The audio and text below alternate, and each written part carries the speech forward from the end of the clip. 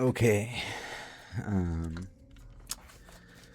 This is part 2 of House of Leaves.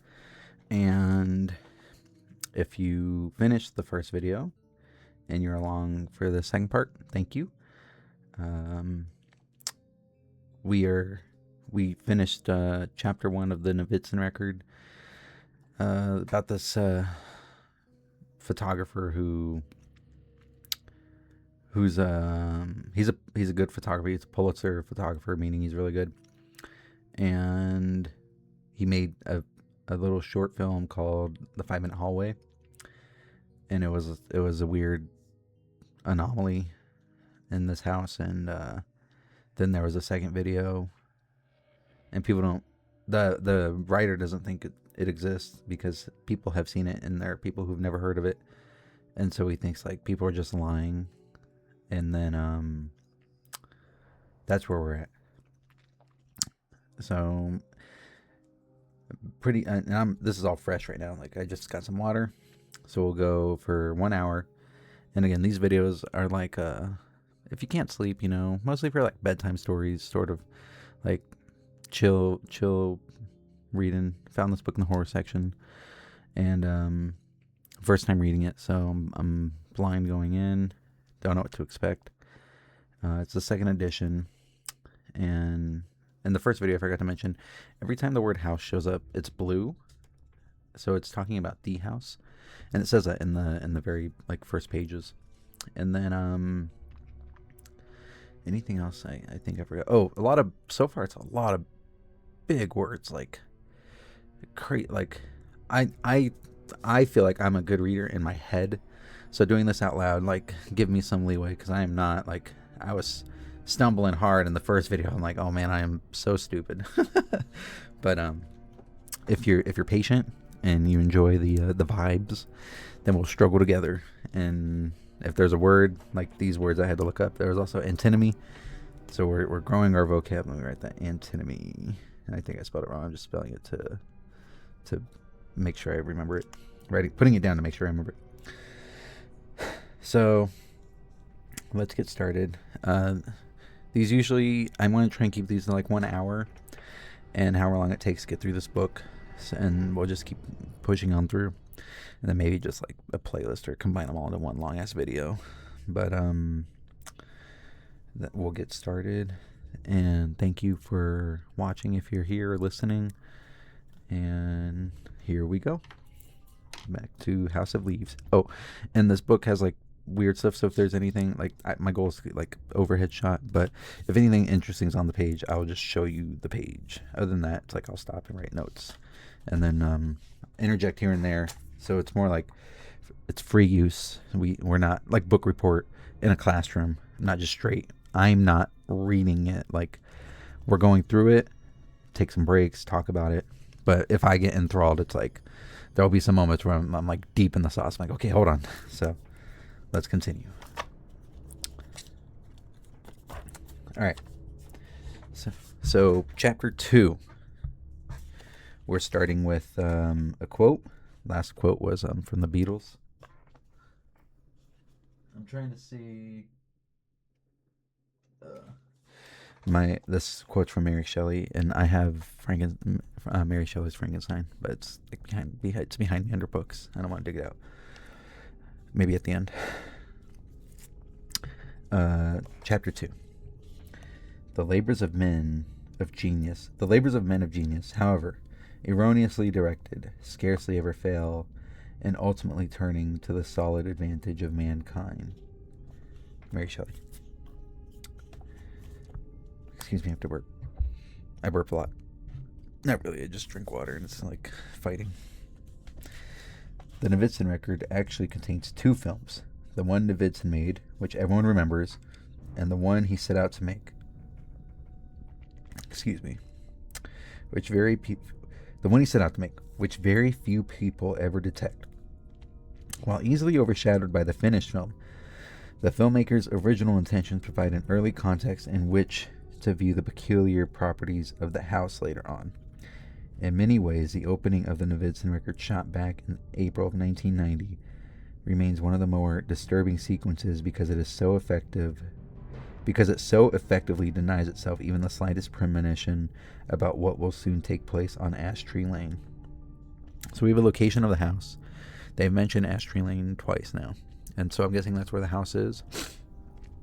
And I'm presuming that the Novitzin record is about this house now. The deeper after, because the first chapter was more about like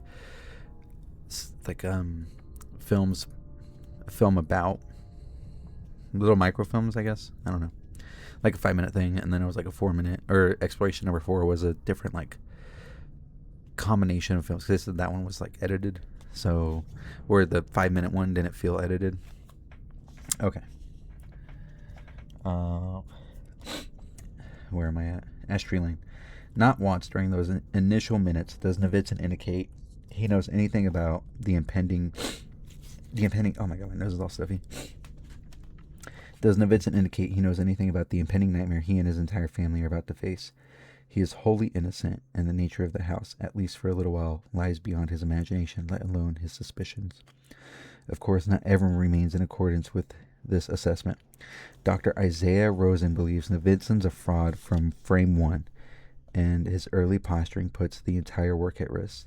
Rosen assumes the beginning is just a case of bad acting, performed by a man who already envisioned the rest of the film. Consequently, Rosen seriously undervalues the importance of Novitzin's initial intentions. All too often, major discoveries are the unintended outcome of experiments or explorations aimed at achieving entirely different results. In Novitzin's case, it is impossible to disregard his primary goal, especially since it served as progenitor, or at the very least, the near origin to all that followed. Look that up real quick. Progenitor.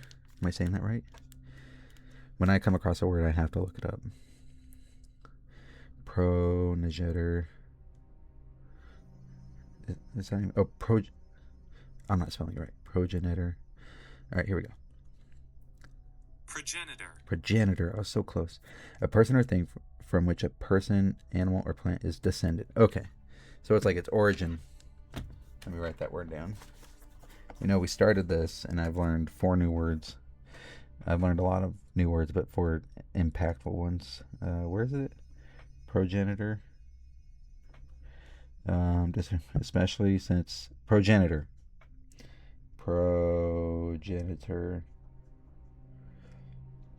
Okay. It's like in school, they give you the book, and then you have like a weekly vocab, and then you learn those words, and then you run into the words in the book. You're like, oh, it's from the vocab list. Okay. Okay.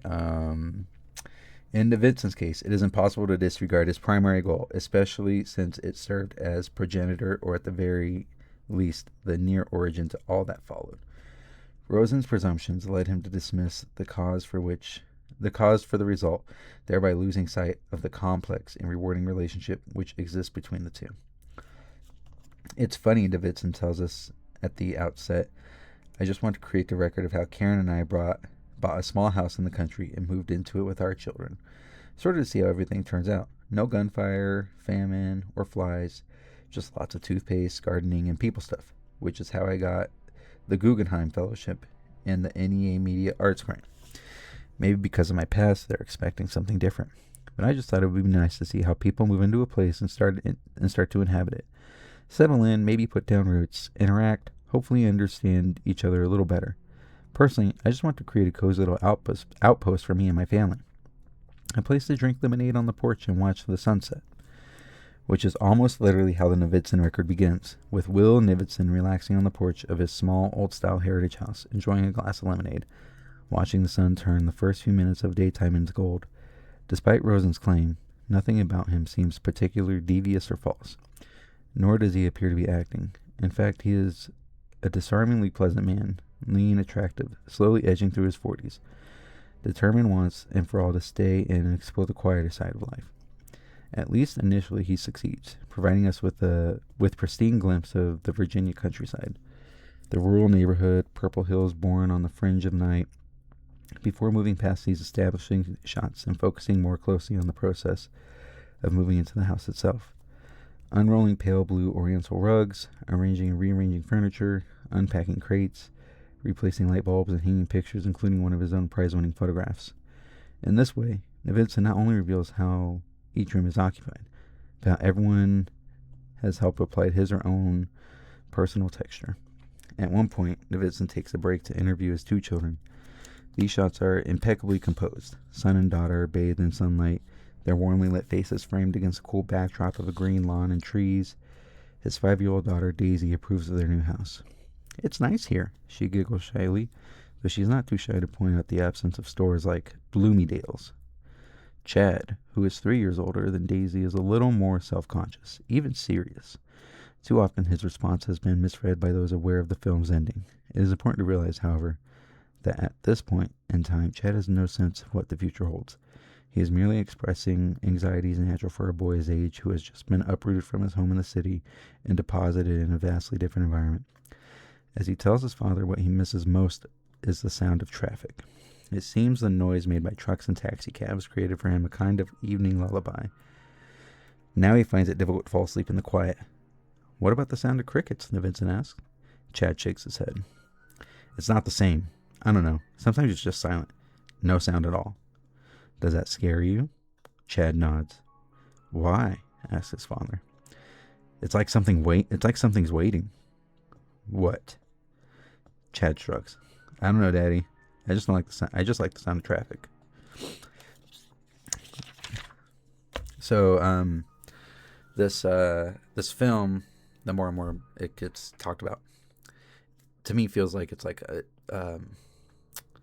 if I was comparing it to modern media, combination of Blair Witch Project and Paranormal Activity. So that's how I'm saying this right now in my head, because they keep talking about how it ends. So clearly something, I'm expecting something brutal to end, but I should start prefacing the video too, because there's a lot of adult language in the first one. So that's why I'm presuming that in this film, and then because no one's seen it, is probably why it didn't get like super published or like put out into the world, if that makes sense. So that's why it's only seen by a handful of people. But let's see where it goes. Hopefully it like breaks down the whole film. Of course, Novitzin's pastoral take on his family's move hardly reflects the far more complicated and significant impetus behind his project, namely his foundering relationship with longtime companion Karen Green. While both have been perfectly content not to marry, Novitzin's constant assignments abroad have led to increased alienation and untold personal difficulties. After nearly 11 years of constant departures and brief returns, Karen has made it clear that Novitzin must either give up his professional habits or lose his family. Ultimately unable to make this choice, he compromises by turning reconciliation into a subject for documentation. None of this, however, is immediately apparent. In fact, it requires some willful amnesia of the more compelling sequences ahead. If we are to detect the subtle balances operating between Will and Karen, or as Donna York phrased it, the way they talk to each other, and the way they look after each other, and of course, the way they don't. Novitzin, we learn, began his project by mounting a number of high 8s around the house, and equipping them with motion detectors that turn them on and off whenever someone enters or leaves the room. With the exception of 3 bathrooms, there are cameras in every corner of the house. Novitzin also keeps on hand 2 16mm Arriflexes, and his usual battery of 35mm cameras. Nevertheless, as everyone knows, Novitzin's project is pretty crude. Nothing, for instance, like the constant eye of CCTV systems routinely installed in local banks or lavish equipment and multiple camera operators required on the TV's real world. The whole effort would seem very home movie-ish, but at the best, it were not. In fact, that Novitzin is an exceptionally gifted photographer who understands how 1/60th of a second can yield an image worth more than 24 hours of continuous footage. He is not interested in showing all the coverage or attempting to capture some kind of Catholic or otherwise mythical view. Instead, he hunts for moments, pearls of the particular, an unexpected phone call, a burst of laughter, or some snippet of conversation which might elicit from us an emotional spark and perhaps even a bit of human understanding. More often than not, the near wordless fragments Novitzin selects reveal what explicit oh my god, I can't say it. Explication could only approximate. Two such instances seem especially sublime, and because they are so short and easy to miss, it is worth reiterating their content here. So bro set up a whole goddamn security system in his house. He put like Ring doorbell cameras inside his home, and this is in the 90s. And he set up motion detectors for them to go off. So if like they're not always recording. So he was collecting film to capturing moments. He doesn't want to record his family like. He's trying to set something up. This is in my head. If I was Novitzin, he's creating art. He's like, I just want to show the progression of the move, like of the transition, our family, where we started, what's going on, how happy we are, how different we are. But it's like the first YouTube family. In the first one, we see Novitzin climbing to the top of the stairs with a crate full of. So these are two instances that are sublime. So two happy moments that we're gonna get right now. In the first one, we see Novitzin climbing to the top of the stairs with a crate full of Karen's things. Their bedroom is still cluttered with the lamps of bubble wrap and assorted unpacked suitcases and garbage bags full of clothes. Nothing hangs on the walls. Their bed is not made. Novitzin finds some room on the top of the burrow to set down his load. He is about to leave when some invisible impulse stops him. He takes Karen's jewelry box out of a crate, lifts the hand-carved horn lid, and removes the inner tray. Unfortunately, whatever he sees inside is invisible to the camera. When Karen walks in carrying a basket stuffed with bed sheets and pillowcases, Novitzin has already turned his attention to an old hairbrush lying next to some perfume bottles. "What are you doing?" she immediately asks. "This is nice," he says, removing a big clump of her blonde hair from the tines and tossing it into a wastebasket. "Give me that," Karen demands. "Just you watch. One day, I'll go bald, and then you won't be sorry you threw that away." "No," Novitzin replies with a grin. Or he's more like, "No, it is unnecessary to dwell here on multiple ways in which these few seconds demonstrate how much Novitzin values Karen, except to highlight how, despite his sarcasm and apparent disregard for her things, the scene itself represents the exact opposite. Using image and exquisitely controlled edits, Novitzin has in fact preserved her hair, called into question his own behavior, and perhaps in some ways contradicted his own closing remarks, which, as Samuel T. Glade has pointed out, could refer to either watch, bald, or sorry, or all three. Even better, Novitzin has permitted the action and subtlety of the composition to represent, and subtly, I can't say, of the composition to represent the profound sentiments at work, without the molestations of some ill-conceived voiceover or manipulative soundtrack. In keeping with this approach, the second moment also does without the explanation. My mind is going faster than my mouth wants to go. I gotta breathe because I'm getting excited. In keeping with this approach, the second moment also does without explanations or disingenuous musical cues. Novitzin simply concentrates on Karen Green. Once a model with the Ford agency in New York, she has since put behind her life of Milan fashion shoots and Venetian masks in order to raise her two children. Considering how beautiful she appears on the dreadful High 8 tapes, it is hardly surprising editors frequently relied on slides of her pouty lips, high cheekbones, and hazel eyes to sell their magazines. Early on, Novitzin gave Karen a height, which he asked her to treat like a journal. Her video entries, which Novitzin promised to view only after the film was shot and then only if she agreed, reveal a 37-year-old woman who worries about leaving the city, growing old, keeping trim, and staying happy. Nevertheless, despite their purely confessional content, it is not a journal entry, but rather an unguarded moment captured on one of the house High 8s that demonstrates Karen's almost bewildering dependence on Novitzin. Karen sits with Chad and Daisy in the living room. The children are in the midst of candle-making project, which involves several empty egg cartons, a dozen long lengths of wick, a bucket of plaster of Paris, and a jar full of crystal wax. Using a pair of red-handed scissors, Daisy cuts the wicks down to 3-inch pieces, and then presses them down into an egg cup, which Chad in into an egg cup, which Chad in turn fills with a layer of plaster followed by a layer of tiny wax beads.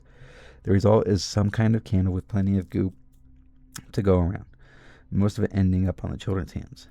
Karen helps brush the hair out of her daughter's eyes. At least, Karen helps brush the hair out of her daughter's eyes, lest she try to do it herself and end up smearing plaster all over her face. And yet, even though Karen keeps Chad from overfilling the molds or Daisy from hurting herself with the scissors, she still cannot resist looking out the window every couple of minutes. The sound of passing truck causes her to glance away. Even if there is no sound, the weight of 100 seconds always turns her head. Though clearly a matter of opinion, Karen's gaze seems just as lost as it is, surfeit with love and longing. I think I said that word wrong, but whatever. The reasons are in the part answered.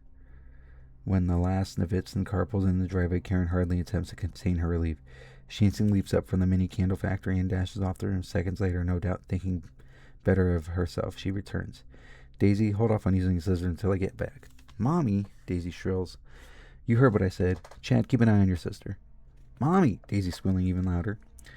Daisy, Mommy also wants you to look after your brother. This seems to appease the little girl, and she actually settles down, smugly eyeing Chad even as she continues to snip wicks. Strangely enough, by the time Karen reaches Novitzin in the foyer, she has quite effectively masked all her eagerness to see him. Her indifference is highly instructive, in that peculiar contradiction that serves as connective tissue in so many relationships. It's possible to see that she loves Novitzin almost as much as she has no room for him. Hey, the water heater's on the fridge, she manages to say. When did that happen? She accepts his brief kiss. I guess last night. And then this goes into a lot of footnotes right here on this page. This is still footnotes. Hold on. This turned into something else. I'm uncomfortable in my chair. Hold on. I have a pillow I put down. What's right here? A little foam pillow.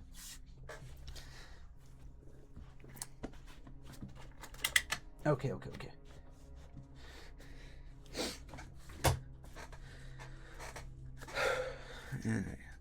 I don't have water. I need to start bringing water with me when I do this. Okay. And I put the fucking pillow on sideways. It's fine. Okay. This turned into something else. There's like a line, and then it's like different text, if that makes sense. Different font. Like the very beginning, I forgot to point that out. The very beginning, this is like typewriter text. The intro, and then it goes into regular New Times Roman, and this is like straight up different text because there are footnotes here. Let's see. 18. Let me look for 18. I guess last night, and then we are at a footnote. Oh, okay. So the footnote is maybe her journal entry. Because this says, I got up this morning to take a shower, and guess what? No fucking hot water. A pretty evil discovery, especially when you're depending on that watery wake-up call. Me being massively dehydrated from a long night, drunk, my road dog Lude and I winged our way onto last night. Wait, Lude? Lude, the Haas's friend? Did Lude know this lady? Did Lude know Karen? What? Okay. Whatever. Keep going. I got up. No fucking hot water. A pretty evil discovery, especially when you're depending on that watery wake-up call. Me being massively dehydrated from a long night drunk, my road dog Lude and I winged our way onto last night. As I'm remembering it now, we somehow ended up at this joint on Pico. And soon thereafter, I found ourselves in conversation with some girls wearing black cowboy hats, supposedly lost in their own private blend of brain-hatching euphoria. Thank you, Herbal Ecstasy, prompting us to put a little verbal ecstasy on them, which would, as it turned out, ultimately led them giggling into the night. I've forgotten now what we did exactly to get the whole thing rolling. I think Lude started giving one of them a trim, whipping out his scissors, which he always has on hand, like old gunslingers, I guess, always had a hand on their Colts.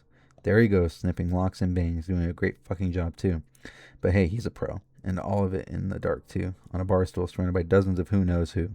Fingers and steel clicking away, tiny bits of hair spitting off into the surrounding turmoil. The girls all nervous until they see he really is the shit, and then they're immediately chirping, me next, do me, which is easy to remark upon.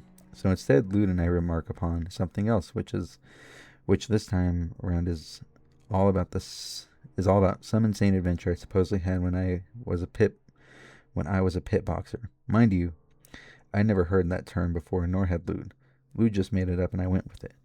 Oh, come on, they don't want to hear about that, I said, with about as much as reluctance I could reasonably feign. No, Haas, you're wrong, Lude insisted. You must. Very well, I said, starting then to recall for everyone how the lonely age of 19 I had climbed off a barge in Galveston. Actually, I escaped, I improvised. See, I still owed my crazy Russian captain $1,000 for a wager I'd lost in Singapore. He wanted to murder me, so I practically had to run the whole way to Houston. Don't forget to tell him about the birds, Lude winked. He was just throwing shit at me, something he loved doing, keeping me on my toes. Sure, I mumbled, stretching for an explanation. This barge I'd been on was loaded with dates and pounds of hash and an incredible number of exotic birds, all of it, of course, illegal to transport. But what did I know? It didn't exactly affect me. And anyway, I wasn't sticking around. So I reach Houston, and the first thing that happens, some twerp comes up and tries to rob me. Lude frowned. Clearly he wasn't pleased with that I just done to his birds. I ignored him and continued. This guy just walked straight over and told me to give him all my money. I didn't have a dime on me, but I was like, this Weasley son of a bitch had a weapon or anything? So I slugged him. Down he went, but not for long. A second later he pops up again, and do you know what? He's smiling. And then this other guy joins him, much bigger, and he was smiling too and shaking my hand, congratulating me. They'd been searching all day for a pit boxer. Pay was $200 a night, and apparently I just made the grade. This Weasley son of a bitch was the head interviewer. His partner referred to him as the punching bag. By now the girls were crowding around me and Lude, sucking down more drinks and all in all falling into the rhythm of the story. Carefully I led them through that first night, describing the ring with its dirt, floor surrounded by hordes of folk come to bet a few dollars and watch guys hurt themselves, hurt someone else. Gloves were not an option in this kind of fighting. Miraculously, I made it through alive. I actually won my first 2 fights, a couple of bruises, a cut cheek, but I walked with $200 in a punching bag forked for ribs and beer, and even let me crash on his couch. Not bad, so I continued, in fact. For a whole month, I did this twice a week. See the scar on his elbow there? Lude pointed out, giving the girls one of those all-knowing, completely over-the-top nods. Is that how you broke your front tooth, too? The girl with the ruby pin in her cowboy hat blurted out. Though as soon as she said it, I could see she felt bad about mentioning my busted incisor. I'm getting to that, I said with a smile. Why not work on the tooth into it, too, I thought. Or why not work the tooth into it, too? After 3 to 4 weeks, I continued. I had enough dough to pay back the captain and even keep a bit for myself. I was pretty tired of the whole thing anyway. The fights were bad enough, and incidentally, I'd won every one. I added. The fights were bad enough, and incidentally, I'd won every one. I added. Lude scoffed, but having to be wary all the time around. Oh my gosh, I'm losing my space. But having to be wary all the time around the likes of a punching bag. Let me pause. This microphone's in the way. My fucking chair's uncomfortable right now. My eyes are going faster. I can't fucking read. I'm stupid. I'm just kidding. Let me fix this. It's different because I can read it. Oh, that's way better. Okay. Because I read it in my head fine. I'm like, okay. But when I have to read out loud, I'm like, punctuation and stupid quotes and stupid commas and... Okay, let's keep going. And then I have something to say after this story, after this part of the story. Broke your tooth. The fights were bad enough. And incidentally, I'd won every one, I added. Lude scoffed. But having to be wary all the time around likes of punching bag and his partner, that was by far the worst aspect. Also, as it turned out, the place I was staying in was a whorehouse. Though the so the word, I wonder if every time the word house shows up it's blue. If that's like, if that's a nod to the house itself, or if just the word house is special in the book. We'll find out. Full of these sad girls who, between their own senseless rounds, would talk about the simplest, most inconsequential things. I liked it better. I liked it better on the barge, even with the captain in his murderous moods. Well, my last night, the twerp pulls me aside and suggests I bet my dough on myself. I tell him I don't want to because I could lose. Excuse me. You stupid fucking kid, he spits at me. You won every fight so far. Yeah, I say. So? Well, figure it out. It's not because you're any good. They've all been fixed. I find some lump, pay him $50 to swing and dive. We making killing on the bets. You won last week. You won the week before. You'll win tonight. I'm just trying to help you out here.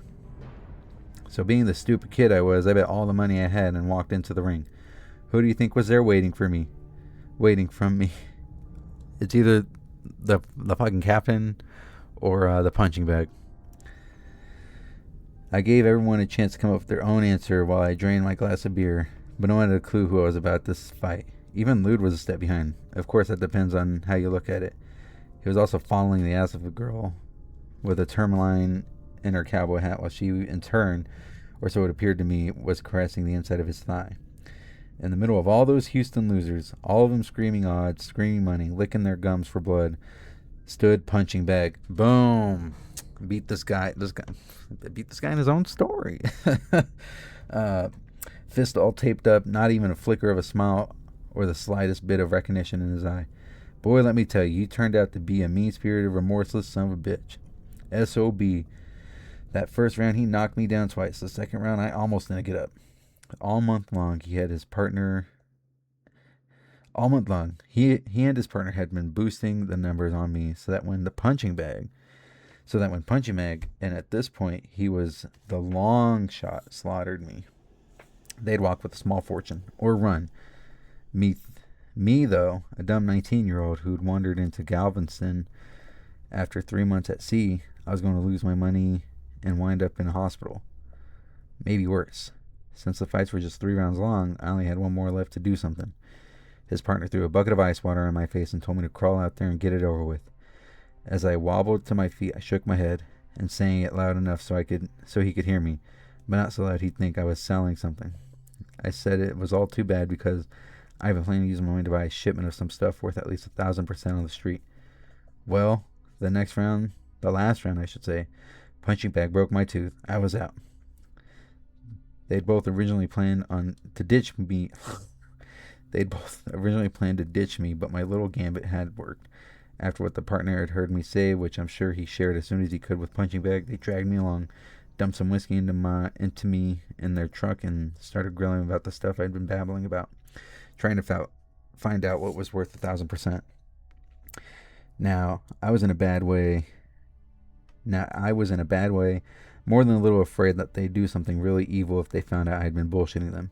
Still, if I stayed in Houston, I'd probably be lynched by the bettors who by now had figured out something was sour, which can only mean one thing to them.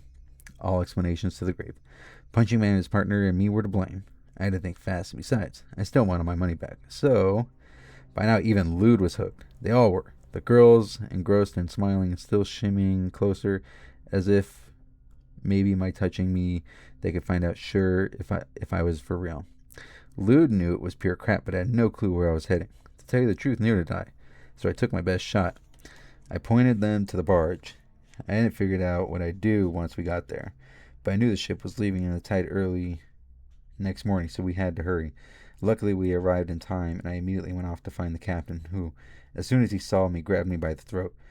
Somehow, between gasps, I succeeded in telling him about the Punching Man and his partner and their money. All their money, which included my money, most of which was in essence the captain's money. That got the bastard listening. A few minutes later, he sauntered over to the duo, poured them a coffee full of vodka, and in his incomprehensible accent began going on and on about pure New Guinea value. Punching Man had no idea what this idiot was talking about. Neither did I, for that matter. But an hour and 2 bottles of vodka later, he came to the conclusion that the captain must be talking about drugs. After all, the captain kept mentioning Euphoria, Spanish explorers, and paradise, even though he refused to show Punching Bag the tiniest bit of anything tangible, vaguely referring to custom officials and the constant threat of confiscation in jail. Now here was the clincher. While he's babbling on, this van drives up, and the guy no one has ever seen before, or ever will see again, gets out, gives the captain $1,000, takes one crate, and then drives off. Just like that, the boy does do it. Just like that, and boy does that do it. Without even examining what he's buying, Punching Bag hands over 5 G's. The captain, keeping his word, immediately loads 5 crates in the back of the Punching Bag's truck. I'm sure the twerp could have inspected them right on the spot, except suddenly, in the distance, we all start hearing police sirens, or harbor patrol sirens, or some such shit. They weren't after us, but Punching Bag and his partner still got spooked and took off as fast as they could. Even after we got out to sea, the captain was laughing. I wasn't, though. The bastard wouldn't give me any of my money. By his way of thinking, and him explaining this to me in an incomprehensible accent of his, I owed him for saving my life, not to mention transporting my sorry ass all the way to Florida, where I finally did end up going, nearly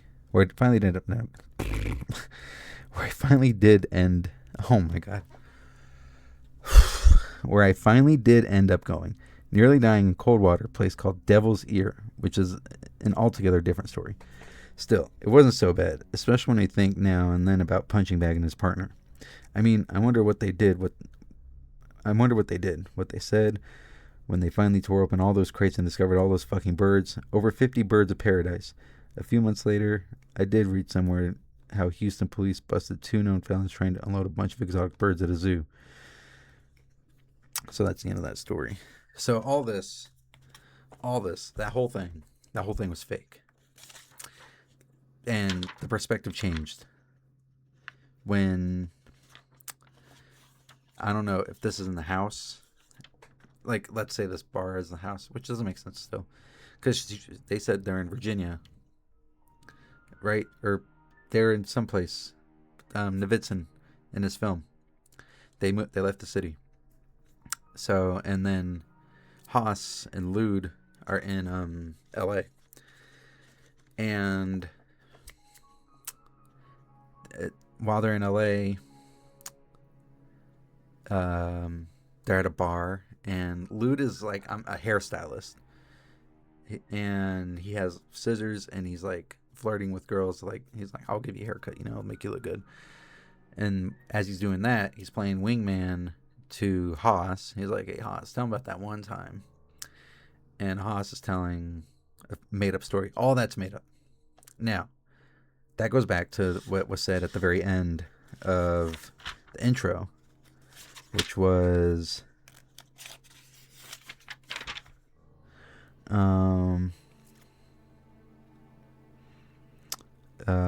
where'd it go?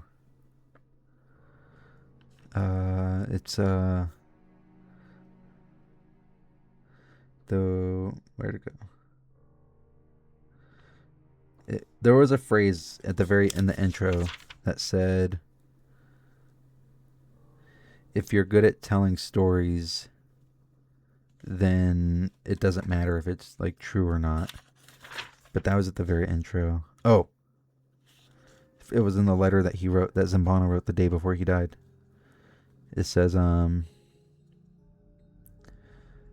my gosh, I think that's not even it either. God damn it. Now I want to find where it is. So anyway, this whole thing is made up. He made up a story about the punching bag, whatever, and it's just to like get these girls to listen and like catch their interest, like, oh, what happens next? So worked in the birds, he's like improving them. He's like, yo, tell him about the birds. So that was that. Let's see where it goes, because the perspective changed from Novitzin to this in the Novitzin record, which is pretty much how that story ended. Boom, called it. Or at least the story I told last night. Maybe not verbatim, but close. Unfortunately, nothing happened with the girls. They just ran off giggling into the night. No digits, no dates, not even their names, leaving me feeling dumb and sad, a bit like a broken thermos. Fine on the outside, but on the inside, nothing but busted glass. and why I'm going on about any of this right now is beyond me. I've never seen a bird of paradise, and I sure as hell have never boxed or been on a barge. In fact, just looking at the story makes me feel a little queasy all of a sudden. I mean, how fake it is. Just sort of doesn't sit right with me. It's like there's something else, something beyond it all. A greater story still looming in the twilight, which for some reason I'm unable to see. Anyway, I didn't mean to wander into all this. I was telling you about the shower. That's what I wanted to deal with. As you probably know, finding out that there's no warm water is particularly unpleasant. It's a particularly unpleasant discovery simply because it's not something you figure out immediately. You have to let the water run a while, and even though it remains icy, part of you still refuse to believe it won't change. Especially if you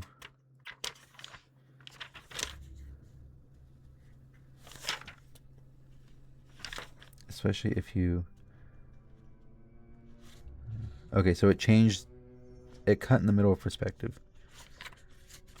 So we're back at the film.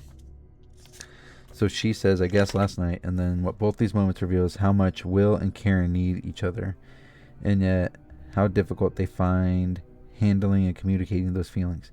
Unfortunately, critics have been less than sympathetic following the release of the Novitzin record. Neither Karen nor Novitzin's reputation escaped unscathed. Karen, in particular, was decimated by a vituperative. Oh my god, I can't say that word. Vituperative. I want to say that's how you say it. Vituperative.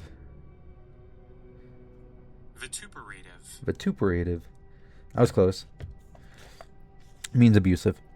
By a vituperative stream of accusations from the tabloids, reputable reviewers, and even a strange sister. Leslie Buckman blows high on the roof beams when she calls Karen Greed a cold bitch, plain and simple. A high-fashion model not much smarter than a radiator who grew up thinking life revolved around club owners, cocaine, and credit card limits. Watching her burble on about her weight, her children, and how much she needs Novitzin made me want to retch. How can she say she loves men when she's incapable of anything even remotely resembling commitment? Did I say she was a cold bitch? She's also a slut. Buckman is not alone in her opinion. Dale Cordigan has also pointed out that Karen was anything but a lovely housewife. The word house is in blue, so I'm guessing we'll see that throughout the whole fucking book. Karen hardly gave up the promiscuous behavior that marked her 20s. She only became more discreet. In retrospect, the rabid speculation over Karen's infidelity seems driven by a principally sexist culture, especially since so little attention was paid to Novitzin's role in their relationship. As David Lytle wants... so change perspective. Okay, so that's what this book's doing. That's how we're going to play? That's how we're going to play book? We're just going to fucking flip up like that? Just switch it up? Wait a little longer or open up the valve a little more. So you wait, but no matter how many minutes run by, you still see no steam. You still feel no heat. Maybe a cold shower would have been good for me. The thought crossed my mind. But I was already too freezing to try even a quick one. I don't even know why I was freezing. It was pretty warm in my place, even warmer outside. Not even my big brown corduroy coat helped. Later I spotted some workers in the back tackling the water heater, one of them snorting on a dirty handkerchief, covered in tats. Manson, crucified on his back, told me it would be fixed by evening. It's not. Now I'm sure you're wondering something. Is it just coincidence that this cold water predicament of mine also appeared in this chapter? Not at all. Zampano only wrote heater, the word water back there. I added that. Now there's an admission, eh? Now there's an admission. Hey, not fair. You cry. Hey, fuck you, I say. Wow. Am I mad right now? Clearly the nerve's been hit somewhere, but I don't know how, why, or by what. I sure don't believe it's because of some crummy made-up story or a lousy water heater. Can't follow the feeling. Can't follow the feeling? If only any of it were true. I mean, we'd all be so lucky to wind up a punching bag and still find our crates full of birds of paradise. No such luck with this crate. Let the cold water run. It's got to warm up eventually, right? Exclaimed, if he has horns, who's to say he doesn't have hooves? Unfortunately, unlike the biased treatment offered by the media, Novitzin does not hesitate to constantly include in his film evidence of his own failings. In fact, as of late, many have called into question the accuracy of his self-portrait, observing that Novitzin may have gone too far out of his way to cast himself in a less than favorable light. Not only does Novitzin reveal through Karen, Chad, and Daisy how he spent the last decade perfecting a career in distance, or taking off and we're taking off on a moment's notice to shoot Alaskan fishing boats was something his family had to just accept, even if that 3-day trip slowly evolved into weeks and even months. Even months. He also, by way of film, admits to carrying around his own alienating and intensely private obsessions. As it turns out, though, the first hint concerning these dark broodings does not come from him, but from Karen. Novitzon's early high 8 journal entries are so easy and mild they rarely, if ever, allude to deeper troubles. Only Karen, staring straight into that little lens, brings up the problem. He mentioned Delisle again. She says in an extremely clipped tone, I warned him if he's not going to tell me who she is, he better damn not bring her up. Part of this move south was supposed to be putting the past and all that behind us. He's been pretty good, but I guess he can't control his dreams. Last night, I wasn't sleeping very well. I was cold. It's the middle of May, but I feel like I was lying in a freezer. I got up to get a blanket. When I came back, he was talking in his sleep. Delisle. Just like that. Out of the blue. And I'm certain because he said her name twice. Almost shouted it. As it turns out, Karen was not only the one who was kept in the dark about Delisle. Even friends and fellow photojournalists who had heard Novitzin use the name before never received any sort of explanation. No one had any idea who she was or why she was haunted, or why it was she haunted his thoughts and conversation like some albatross. That said, while the first sequence certainly hints at a number of underlying tensions in the Novitzin Green family, all brought into relief by this chapter, it is crucial not to lose sight of the prevailing sense of bliss still evoked in those opening minutes. After a couple of nights, Chad no longer has trouble sleeping. After a couple of days, Daisy's nipped finger heals. The heater is easily repaired. Even both parents enjoy a private moment where their hands can playfully unlock and interlock. Will finally putting his arm around Karen as she, letting out a heart-stirring sigh, rests her head on his shoulder. In fact, it is rare to behold such a radiant optimism in anything these days, let alone in films, each frame so replete with promise and hope. Novitzin clearly cherishes these bucolic, near idyllic impressions of New World. Of course, nostalgia's role in shaping the final cut must not be forgotten, especially since within the year these pieces were all Novitzin had left. Karen and the children, a mere blur racing down a staircase. The pointillism of their pets, paw prints caught on the dew-covered lawn, or the house itself, an indefinite shimmer, sitting quietly in the corner of Succoth and Ash Tree Lane, bathed in afternoon light. Oof, what a chapter. Okay, so there's 10 minutes until I hit an hour. Do we push through? Okay, this is like a 3-page chapter, because chapter 2 is fucking dense. It was only like 4 pages too, right? 1, 2. It was a good amount of pages, but it did like flipping. And when it does that, I'll read chapter 3 and then we'll call it, because it's 4:30 and I started at 2:30, and clearly I'm tired, but I'm excited, and the perspective change was different. And then breaking the fourth wall with Haas saying like, oh, I put this here. Is it coincidence? Like, is it even real? Because the thing wasn't even real. I just saw the word heater and I added the word water. So he said he was like going through this, you lose your mind or whatever. Like, you don't lose your mind. What? I forget the words he's saying. It's late. So I'm going to finish chapter 3. We're going to call it. My notes right now, really good. Novitzin Green, not really marital problems, just like character problems. Like, Green was probably promiscuous. She was a model. She had that fast life. Novitzin, has his work, but is there someone else? Like, who is Delisle, right? And then that's where we're at with that. The family, everything's changing. Everything's different. So we'll see what's going on, and then we'll keep it going. So when finish this, and then we will call it, and we'll do this again next time. Let's finish. Chapter 3.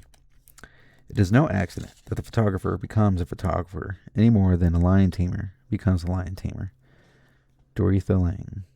And then there's, what is this, Hebrew? Is this Hebrew? And it says Exodus 3:11, and there's a footnote. So let's see what that footnote means. So there's been footnotes the whole time, and this is footnote 24. But the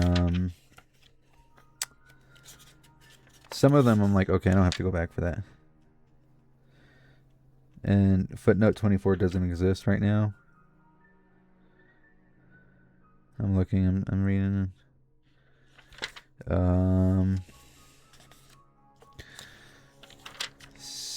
It just skips to 26. So 25 and 26 just aren't here, so whatever. All right. Chapter 3. I mean, we could look up Exodus 3:11 and see what it says. Exodus 3:11.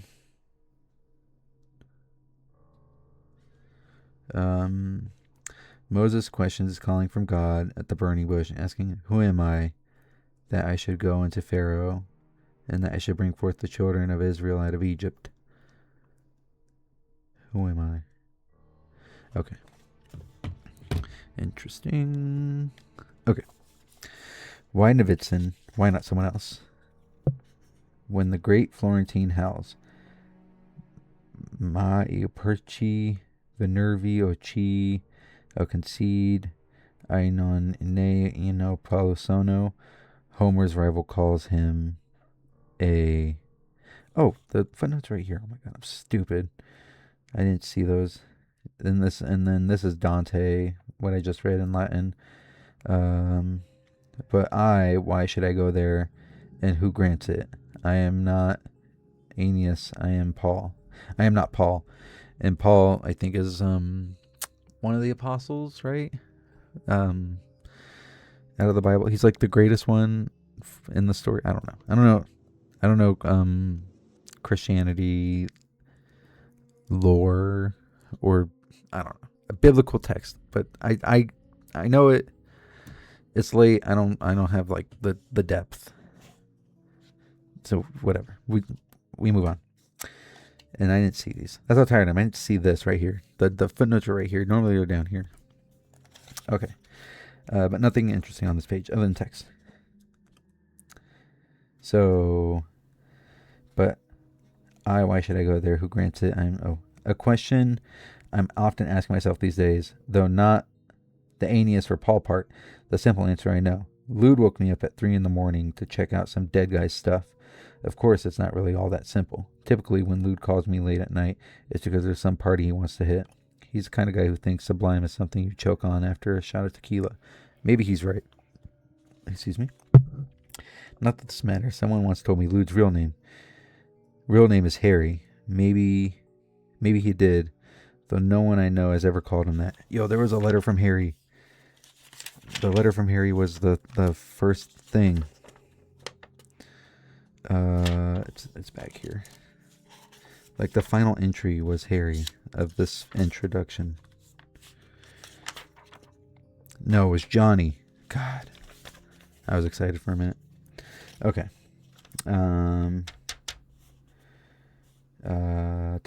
Lude knows every, but no one ever called him that. Lude knows every bar, club, and gatekeeper at every bar and club. Hollywood has always been mother's milk to Lude, mother's tongue, whatever. Unlike me, he never needs to translate, interpret, or learn in LA. He knows. He knows the drinks, the addresses, and most important of all, he can usually tell the difference between the women who are out to talk and those who out to do something a little more interesting, which always interests Lude. Despite a nose that others have described as a bee battered, Lou is always surrounded by very attractive women, which is pretty much the norm for hairstylists and photographers, especially if they're good, and Lou is that. Beautiful women are always drawn to men they think will keep them beautiful.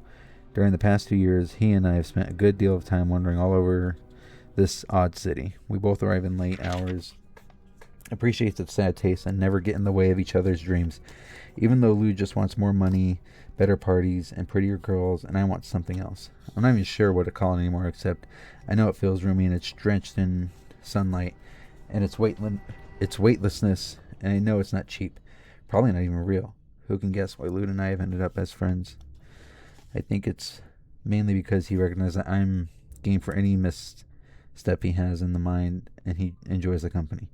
Of course, publicly, Lude likes to throw me plenty of props, invariable focusing on the disjointed life I've led. He's still impressed, and in turn likes to impress others, with the fact that at the age of 13 I went to work in Alaska, and by the time I was 18 I had already slept in a whorehouse in Rome. Most of all, though, he loves stories, especially the way I tell them to the girls we meet. I already got into that a little with the whole riff on boxing and Birds of Paradise and some guy named Punching Bag, but they're only stories. The way I tell them, I mean, I actually have a whole bunch. Take the scars, for instance. There are a number of variations on that one.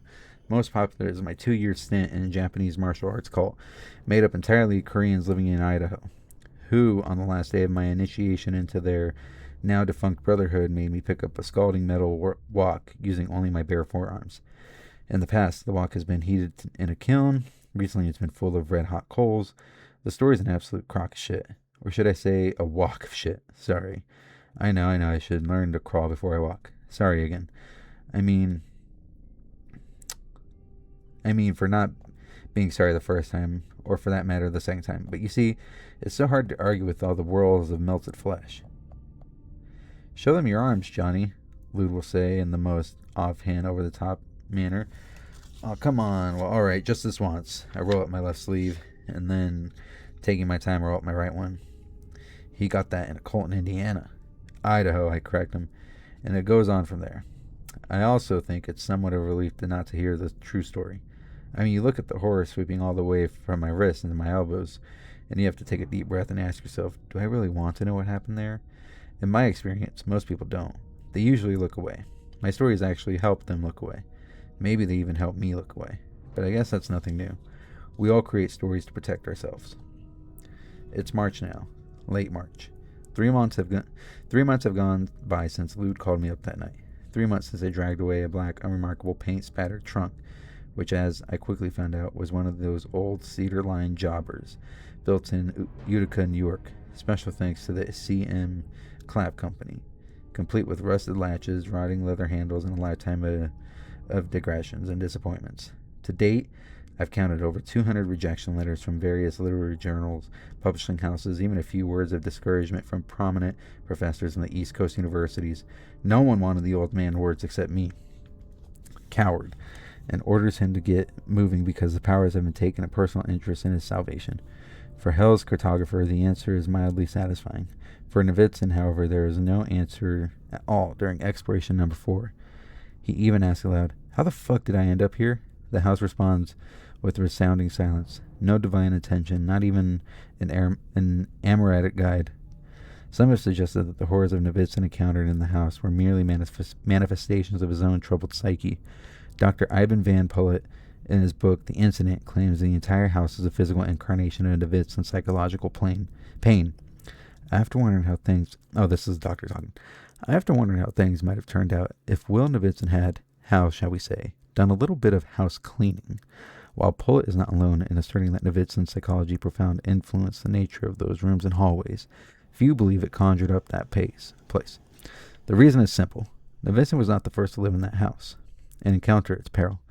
As the Novitzin's real estate agent Alicia Rosenbaum eventually revealed, the house on Ash Tree Lane has had more than a few occupants, approximately 0.37 owners every year, most of whom were traumatized in some way, considering the house was supposedly built back in 1720.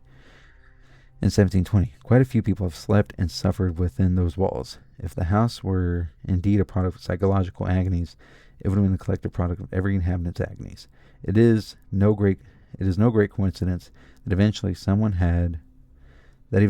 with a camera and a zest for dangers would show up at this meat hall and confront. What can I say? I'm a sucker for abandoned stuff, misplaced stuff, forgotten stuff, any old stuff which, despite the light of progress and all that, still vanishes every day like shadows at noon, goings unheralded, passings unmourned. Well, you get the drift. As a counselor once told me, a counselor for disaffected youth, I might add, you like that crap because it reminds you of you. Couldn't have said it better or put it more bluntly. Don't even disagree with it either. Seems pretty dead on, probably probably has everything to do with the fact that when I was 10, my father died, and almost 9 years later, my crazy Shakespearean mother followed him. A story I've already lived and really don't need to retell here. Still, for whatever reason, and this, from my counselor for disaffected youth, could never explain, accepting his analysis hardly altered the way I felt. I just glanced over at the trunk. The first time I saw it, when I discovered what was inside, it appalled me, like I was staring at the old guy's corpse. Now it's just a trunk. Of course, I always remember thinking I was going to toss it by the end of the week. That was before I started reading, long before I began putting it all together. This is still the simple answer. I guess the complicated one I don't feel like getting into. The terror at the door. Fortunately for audiences everywhere, that some possess extraordinary visual talents. Davidson's troubles may not have created the house, but they did ultimately shape the way he faced it. Davidson's childhood was fairly bleak. His father was a St. Louis salesman who worked for a sting of large electronic corporations, shuttling his family around Midwest every 2 or 3 years. He was also an alcoholic and prone toward violent outbursts or disappearing for long periods of time. Davidson's mother was no better. She soon left them all to pursue a career as an actress and ended up living with a string of not-so-productive producers. Purportedly, in her own words, all she ever wanted to do was bring down the house. Davidson's father died of congestive heart failure, but his mother just vanished. She was last seen in Los Angeles bars smoking cigarettes and talking about moonlight and why you could find so much of it in Hollywood. Neither Will nor his twin brother Tom ever heard from her again. Because of the enormous narcissism of their parents, deprived Will and Tom for suitable role models. Hold on, let me read that. Because of the enormous narcissism of their parents, deprived Will and Tom of suitable role models, both brothers learned to identify with absence. Consequently, even if something beneficial fortuitously entered their lives, they immediately treated it as temporary. By the time they were teenagers, they were already accustomed to a discontinuous lifestyle, marked by constant threats of abandonment and lack of any emotional stability. Unfortunately, accustomed to here is really synonymous with damaged by. Perhaps one reason Davidson became so enamored with photography was the way it gave permanence to moments that were often fleeting. It is not difficult to understand how children who have suffered from malnutrition or starvation need food and plenty of care if their bodies are to recover so they can go on to lead normal lives. Hold on. So there's a footnote 29. Footnote 29 is back up here, and it says, unfortunately, accustomed to here is really synonymous with by damaged by, saying that they grew used to their parents being gone, but this damaged them. And so then footnote 29 says, in her book, the Dr. Rita Mistopoulos, in her book Black Heart, Blue Heart, describes the seriousness of emotional deprivation. It is not difficult to understand how children who have suffered from malnutrition or starvation need food and plenty of care if their bodies are to recover so they can go on to lead normal lives. If, however, the starvation is severe enough, the damage will be permanent, and they likely will suffer physical impairments for the rest of their lives. Likewise, children who are deprived of emotional nurturing require care and love. If their sense of security and self-confidence is to be restored, however, if love is minimal and abuse is high, the damage will be permanent, and the children will suffer emotional impairments for the rest of their lives. So, giving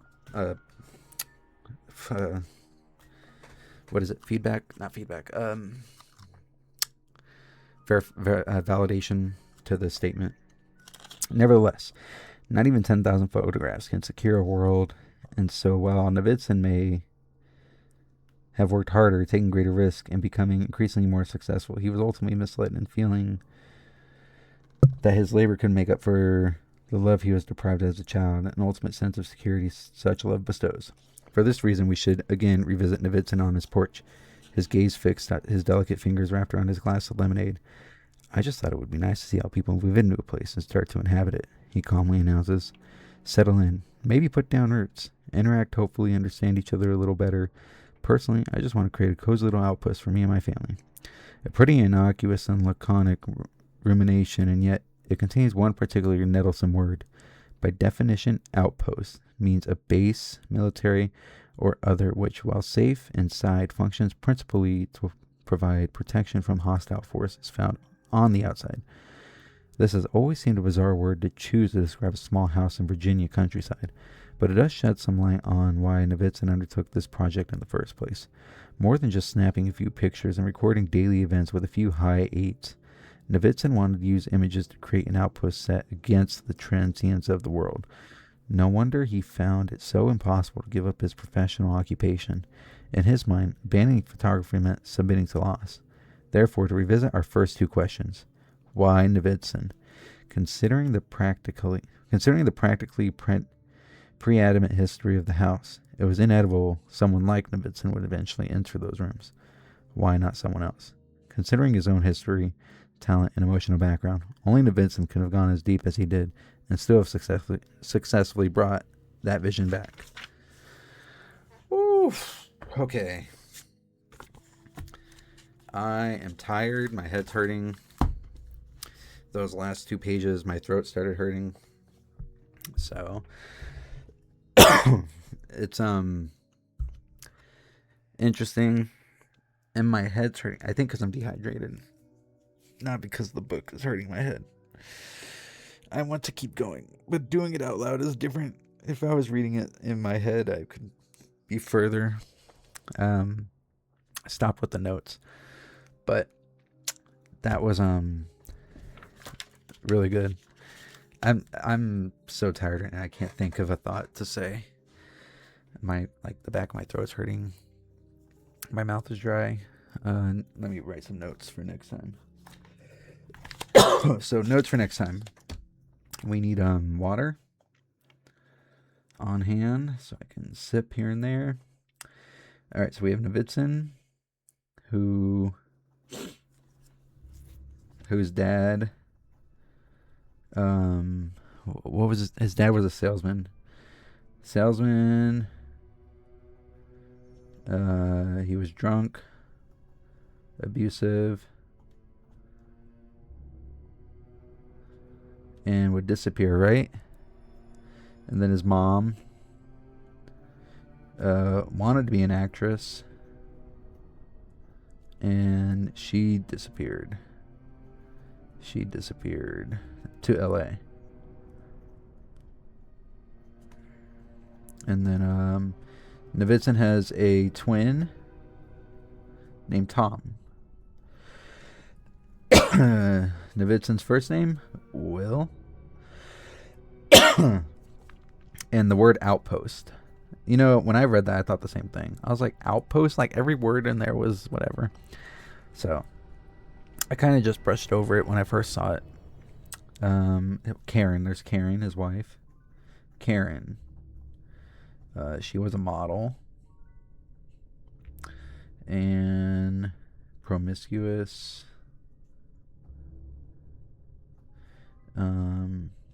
Slut, question mark. And, Delisle. Who's Delisle? And then, he has 2 kids, Daisy and Chad. Daisy, Chad. And, so far, the kids, I mean, to me, they haven't done anything significant, you know. Daisy's young, she didn't care. Chad liked being in the city. The house itself,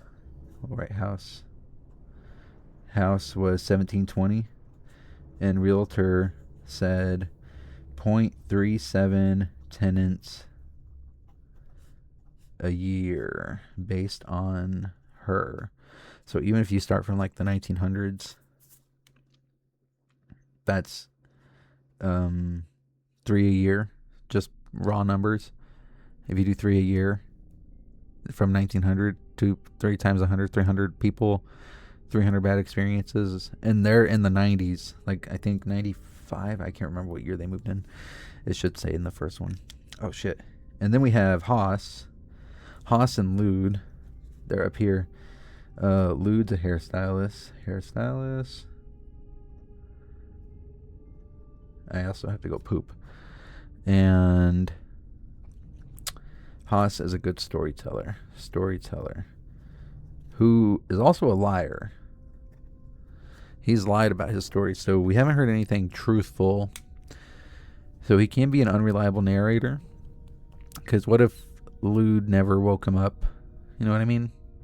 What if Lude is another part of the lie? So we'll put that on the left side of him. We'll put liar. Liar question mark. And then I think that's as far. So far we have the perspective changes. They're very abrupt.